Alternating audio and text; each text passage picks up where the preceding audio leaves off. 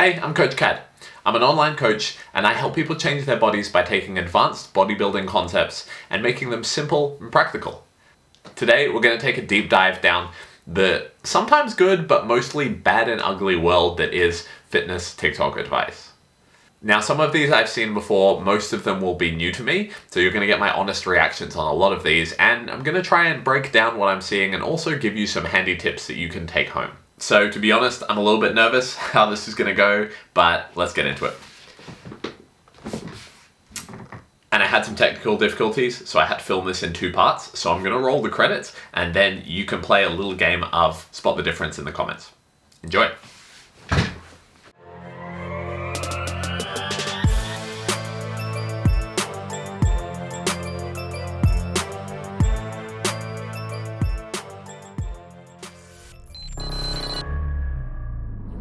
Hey guys, this is a very easy and effective recipe that will help you lose weight, not gain the Corona 15, and also help... Okay, that was a lot to process straight off the bat. Did you say Corona 15? Boost your immune system. I've been doing it for 6 weeks and I've lost 21 pounds so far. 21 Once it's pounds boiling, you're going to want to grab the 6 cinnamon. weeks. I use cinnamon sticks and blend them, From but you can this, also just allegedly. use ground cinnamon. They both work just as well. And you're going to put half a teaspoon per cup. I'm doing obviously a bigger batch, but I'll show you guys the servings in a second. Then you're going to grab half a lemon and just squeeze it. You can also use lime. They both work just as well. They just work as well. If someone says something, the multiple ingredients work just as well as each other, then you can probably assume that neither ingredient does anything. Just a little hot tip. I also get told a lot that your cinnamon doesn't dissolve all the way. It happens to me too. Just try to boil it and mix as much as you can, but honestly, there's always going to be a little bit at the bottom. So now I have the bigger batch and the serving size that I made. I put the bigger batch in the fridge. A lot of people ask me if they have to drink it hot or cold. It doesn't matter. I drink it cold. This is the serving size, so it's 1 cup of water for every half lemon and half teaspoon of cinnamon. I'm an anxious and bored eater, and the tea has helped me a lot with that, so I think it'll help a lot of people who are also in quarantine. That looks like gravy. So first of all, I really hope it doesn't affect only COVID-15 because we're already a few past that, so she might be a little bit late with that recipe. Second, if there's multiple ingredients that work in anything, then chances are neither ingredient actually does something, right?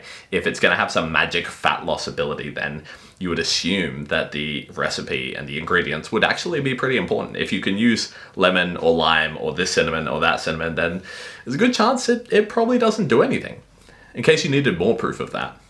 So at the end of the video there, she actually touches on something really important. She says, I'm an anxious and a bored eater, and this helps calm me down. And that's actually really powerful. Like, that there explains any weight loss effects she's had. And that's actually really important for people who are anxious or bored eaters to not acknowledge those things inside yourself and figure out how to deal with it. But don't put the power in some nothing drink because it's actually taking away from a change that she's made in herself. It's also a really misleading statement for other people. So.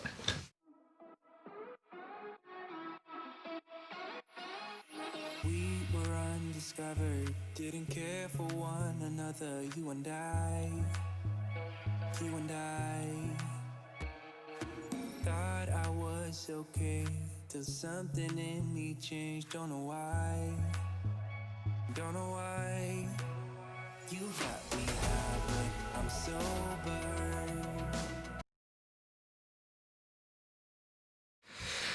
All right, so I've actually checked out her page. She's not a fitness coach, but I mean, you would expect this kind of crap to come from fitness coaches in the industry anyway. Stop fear-mongering. People aren't fragile, and the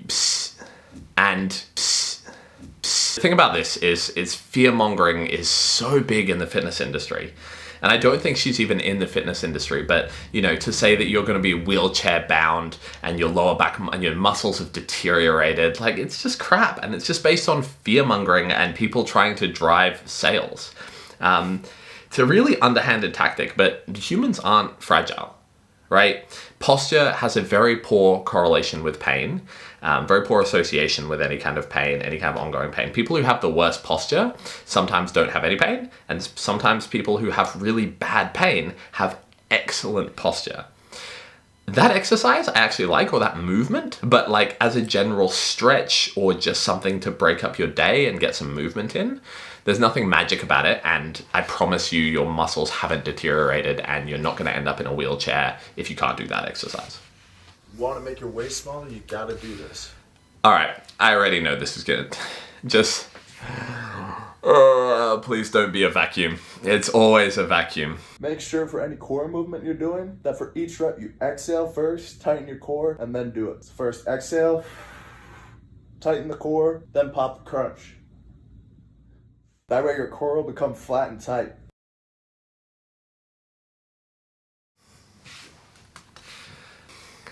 Look, the exhaling is not a bad technique anyway, but people just, to make your waist smaller, it's something that's 100% genetic. And anyone with half a brain knows that at this point. Any coach with half a brain has stopped telling people that you can do exercise to make your waist physically smaller, because you can't. You can exercise, you can grow your back, you can grow your shoulders, and it might make your waist look smaller, but the only thing that's going to make your waist actually smaller is dropping body fat. And if you get down to a very low body fat percentage and you still have a thick waist, then suck it up. That's you. Guys like this should know better. I think he's a coach. Okay, this one has to be a vacuum. It's a vacuum.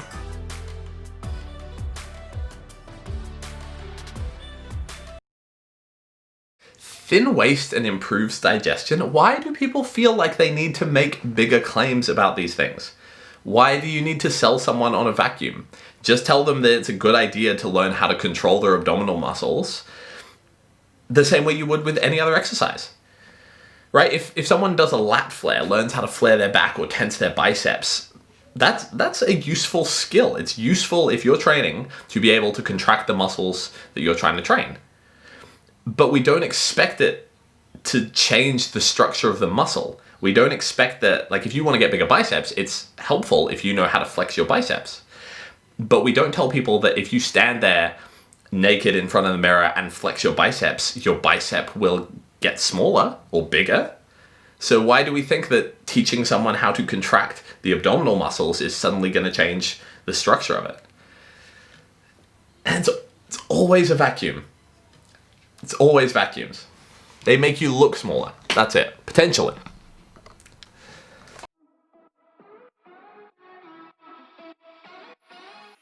We were undiscovered, didn't care for one another, you and I. Who lets these people on TikTok? Who lets these people give fitness advice? Going up on your toes is going to do one thing. It's going to make your calf more active. It's going to make you more unstable. Your adductor magnus does actually work as a hip extensor. So to put that another way, your groin is more active when you're below 90 degrees in a squat. However, unless you're loading, that's pretty useless. And I don't get why people think that as soon as you put your feet wide, you're immediately going to switch on your inner thigh muscles. Like, it's actually the glutes that pull you into that externally rotated position. It's your glutes that pull your legs out. I don't understand why people think that that suddenly makes your groin super strong and super active. And anything with Pilates is great, but unless you're in a gym setting, don't expect a lot of muscular hypertrophy. You need to progressively make exercises harder. Things like that will get very easy very quickly. And there's no such thing as tone. You can't hear that enough. Oh man, I've already seen this one. This is a good one. If anyone ever tells you that a calorie is just a calorie, you need to show them this video, this chart. This is how many stomachfuls of certain foods it takes to get to 2,000 calories. It takes 16 stomachfuls, full stomachs of broccoli to hit 2,000 calories. 11 stomachfuls of watermelon balls. 9 stomachs full, bursting to the brim of apple slices. Can you fill your stomach that much? Even 3 times. Sweet potato cubes, oatmeal. These are the foods to focus on. You eat these foods, they don't have a lot of calories. They have a lot of volume. They fill you up So eat those foods if you're looking to lose weight without starving yourself. You don't have to starve in order to lose body fat, and a calorie is not just a calorie, okay? Okay. Oh, that video is so hard to watch. I actually duetted that on TikTok, and I had to listen to that audio over and over again. He actually makes good points, but what he's talking about is food volume. It's talking about a really good tactic for when you're dieting is to focus on the foods that he's talking about. They're high volume foods that do take up a lot of space in the stomach, but don't have a lot of calorie density, right? It's a really good way to make sure that you're keeping yourself full, you're increasing your satiety, and you're not overeating on calories, right? Now that is 100% really great advice. But how he brings that back to that's proof that a calorie is not just a calorie, he literally is picking low calorie foods. That has no statement, that has no reflection on whether or not the value of a calorie changes or the energy output of a calorie changes or whether there's some kind of hormonal effect or whatever other points he's trying to make. I really don't understand how he thought that video was a good idea to make, but it goes to show that people clearly cannot actually articulate Calorie is not just a calorie, okay? the concepts that they're trying to convey, or I don't know, maybe he's just missing some giant piece of the puzzle that hasn't clicked yet. It's a really good example of a logical fallacy in action. Okay? Taking some massive, massive jumps. What? This is going to be a good one, ladies and gentlemen.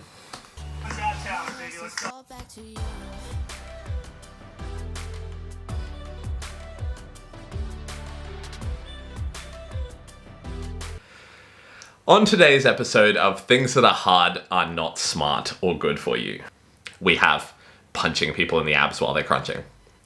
The only benefit to that is that it may force you to actually contract the muscle harder. That doesn't necessarily mean you're going to get more growth from it. That is a horrible way to train abs. Don't ever do anything with that. It's designed... I'm lost for words. Don't ever do that. It's a terrible idea. Alright, so I'm honestly thinking about giving up on this lean bulk. It feels like a glorified cut. I still kind of get hungry. My energy levels still aren't like super high yet. It feels like I'm cutting just without all the cardio and a little bit of extra calories. Like this main gaining stuff is just not for me. Like I'll show you what I looked like when I usually bulk. I don't track all my calories. I kind of just have a little bit of fun with it. A little bit more lenient with my foods when I eat, not as clean. I'll show you what I look like when I do that. Let me know what you guys think I should do, because I kind of want to compete next year, so I need to put some quality mass on. I'm just debating, because this sucks. Like, I hate living like this. I want to be able to eat kind of a little bit more of what I want. So let me know in the comments what you think I should do. Not as much of a dirty bulk, it's more of a regular bulk, just not tracking my calories or a lean main gain.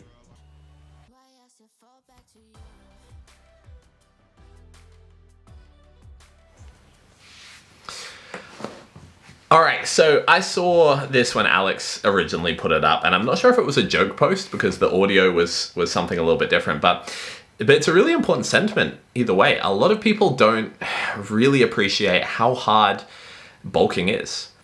And the reason is that when you bulk in a controlled fashion, when you're actually keeping an eye on your calorie intake and you're slowly increasing it, as you should.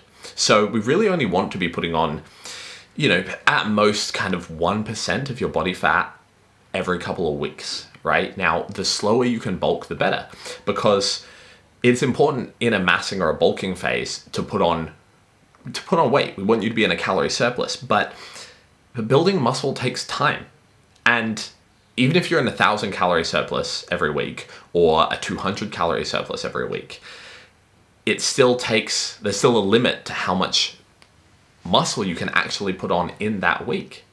So it's supposed to be a bit of a slow process. And I know the feeling that Alex has got here is something that a lot of people go through when they first bulk for the first time.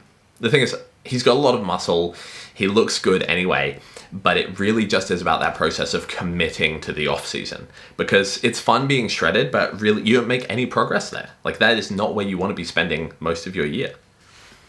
I mean, I'm in the middle of a mass phase at the moment, and I've been doing it for 8 weeks, and I've put on about 3 kilos in that time. And that's not very quick. I mean, if you let me go, I could put on 3 kilos in a week or a couple of days, right? So finding your calorie maintenance and then very gradually increasing from there is exactly the way you want to do it. But massing shouldn't really be fun. It's not just an excuse to have an all-out bender. Alright guys, so I'm finally here to tell you about my natural bodybuilding transformation, and any of you guys can do it as well, because it's just hard work and dedication, and there's nothing more— Shut the fuck up!